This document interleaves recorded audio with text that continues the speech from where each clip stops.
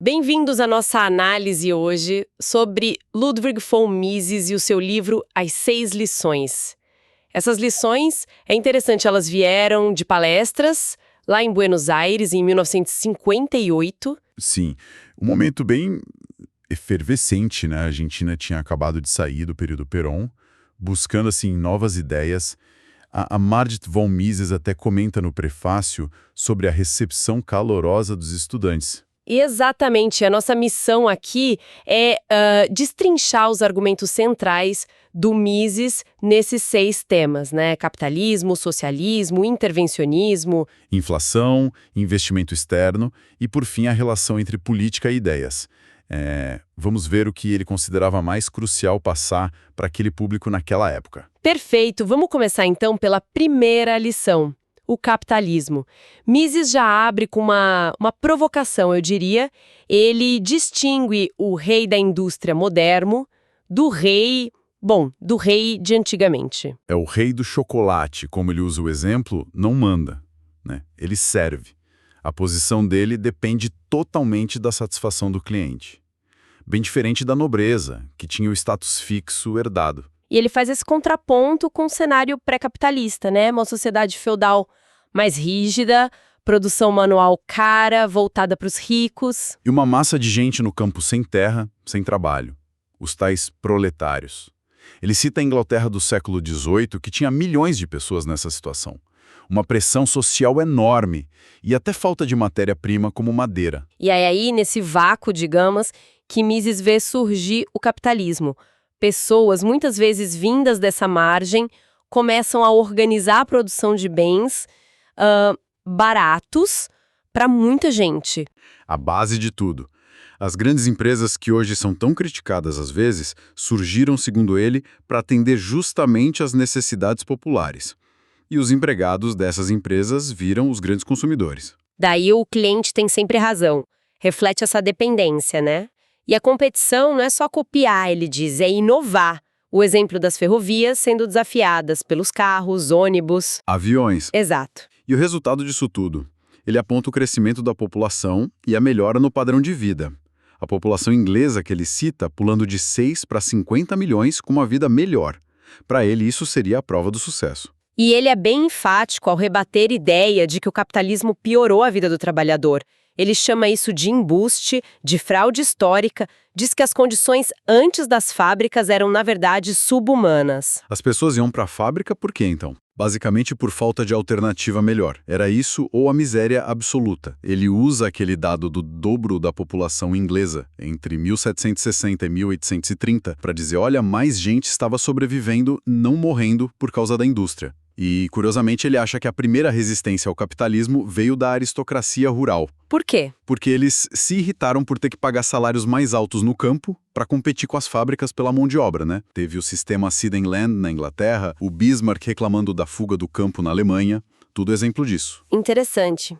E sobre os salários em si, qual a visão dele? Para Mises, quem paga o salário no fim das contas é o consumidor, comprando o produto. O salário do ator de cinema vem da bilheteria, não só do estúdio. E o capital acumulado, a poupança que vira investimento, isso beneficia todo mundo. Como assim? Porque o investimento cria demanda por gente para trabalhar, por matéria-prima, antes mesmo do empresário ter lucro. O caso do Henry Ford pagando mais.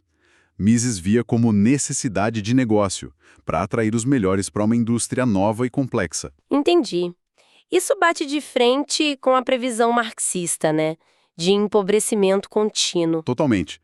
Mises contrapõe isso com a melhora real que aconteceu nos países capitalistas. Ele rejeita a tal lei de ferro dos salários, aquela ideia de que o salário sempre tenderia ao mínimo.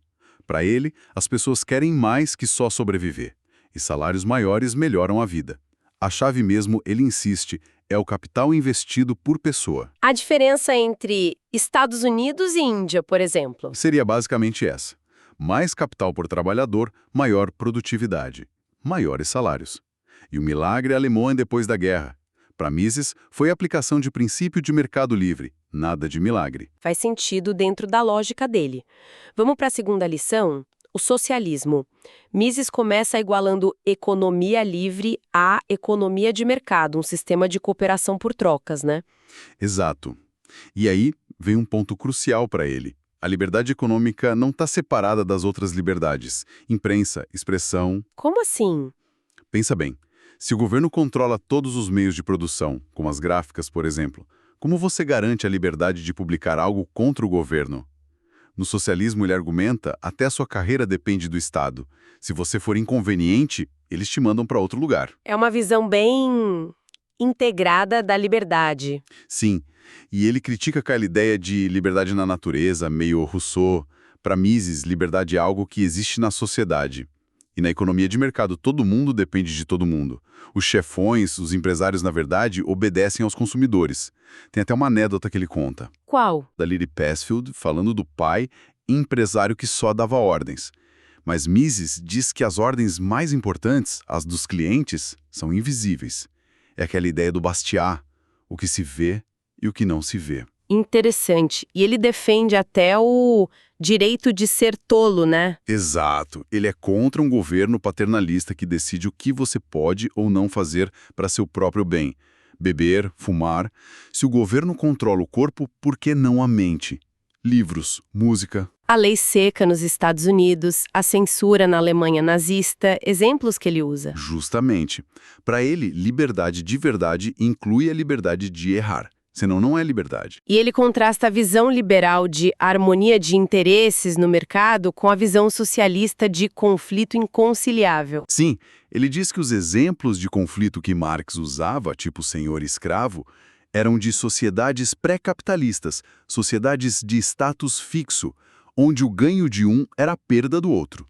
Ali, sim, o conflito era estrutural. Castas, classes hereditárias. Isso.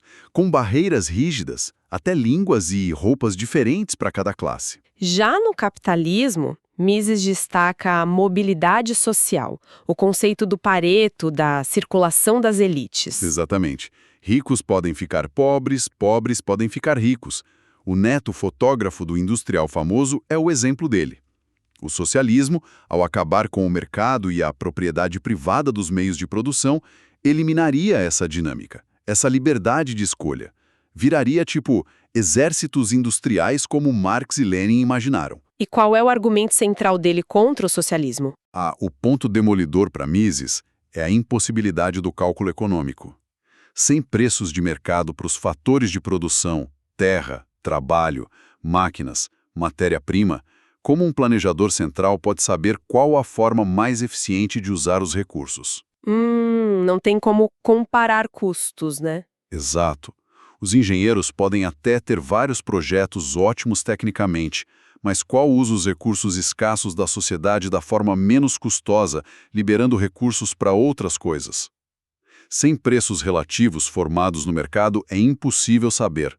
O planejamento fica cego. Depende da intuição de alguém, de um comitê. E corre o risco de ignorar inovações.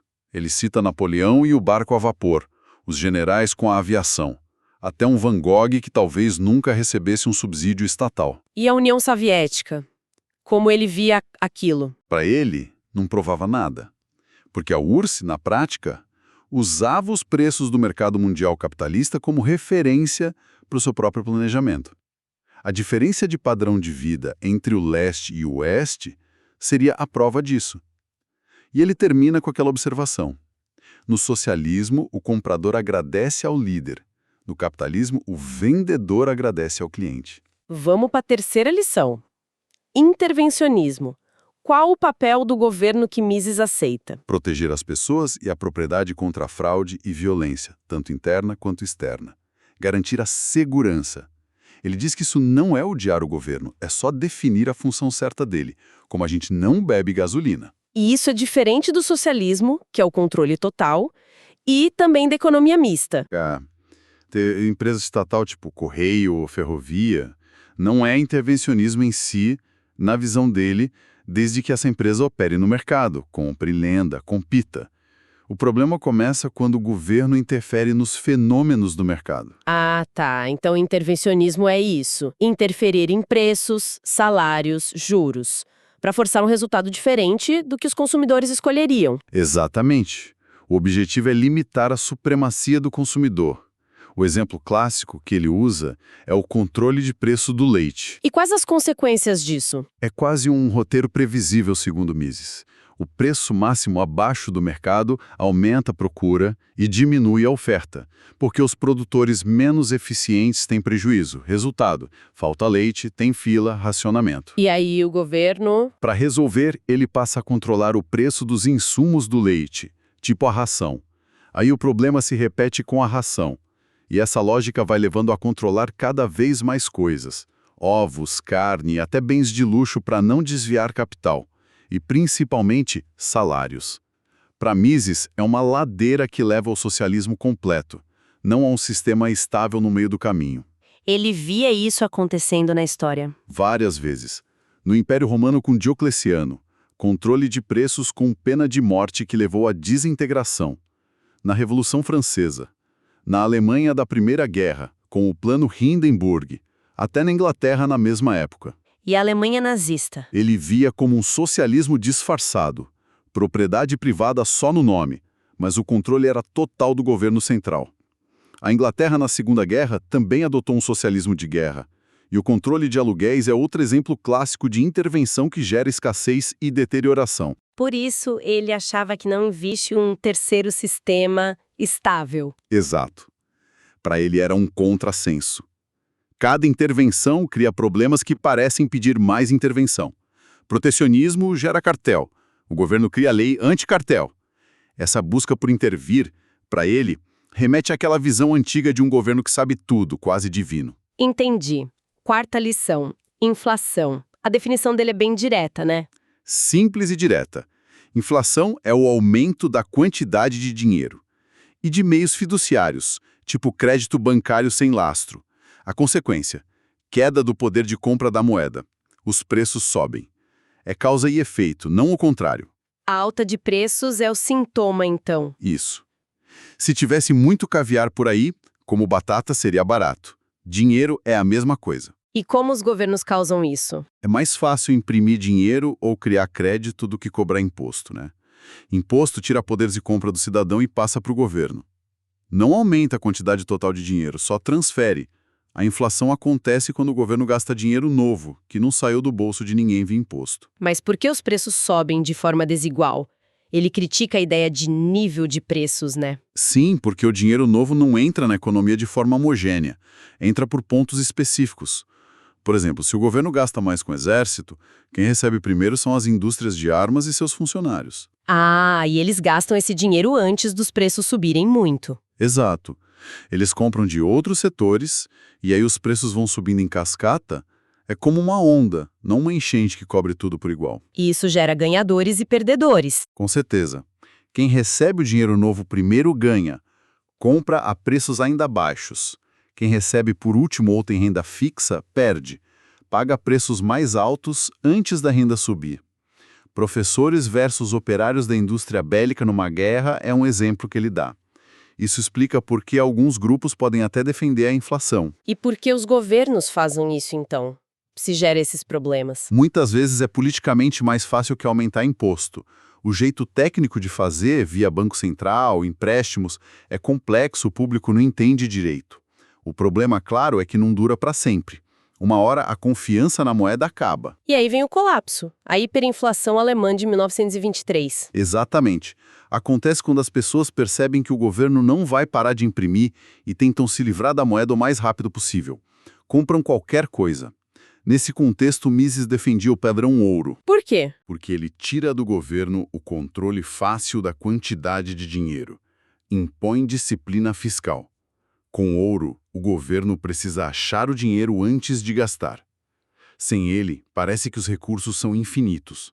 Ele também liga a inflação e desemprego, né? Usando o caso britânico. Sim, depois de 1925, a Libra ficou mais forte. Os salários reais subiram. Os sindicatos não aceitaram reduzir o valor nominal, e isso gerou desemprego. A solução em 1931 foi desvalorizar a Libra para reduzir o salário real na prática sem que parecesse. E aí entra Keynes, segundo Mises. Mises interpreta a teoria geral como uma tentativa de fazer dessa desvalorização uma regra geral para combater desemprego causado por salário rígido, imposto por sindicato. A ideia seria enganar o trabalhador, baixando o poder de compra do salário sem baixar o número. Mas ele acha que isso parou de funcionar? Sim, porque com o tempo veio a indexação, o pessoal percebeu o truque. Para Mises, o pleno emprego de verdade só vem com o mercado de trabalho flexível, onde o salário se ajusta. A escolha não é inflação ou desemprego, mas sim salário de mercado ou desemprego causado por salário artificialmente alto. A conclusão dele é que inflação é uma política deliberada. Uma política, não um desastre natural. E pode ser parada equilibrando o orçamento, mas precisa de vontade política e que as pessoas entendam o que está acontecendo. Quinta lição: investimento externo. Ele começa falando da desigualdade entre países. Sim, porque uns são ricos e outros pobres. Para Mises, não é por causa das pessoas serem inferiores, trabalhadores ou empresários.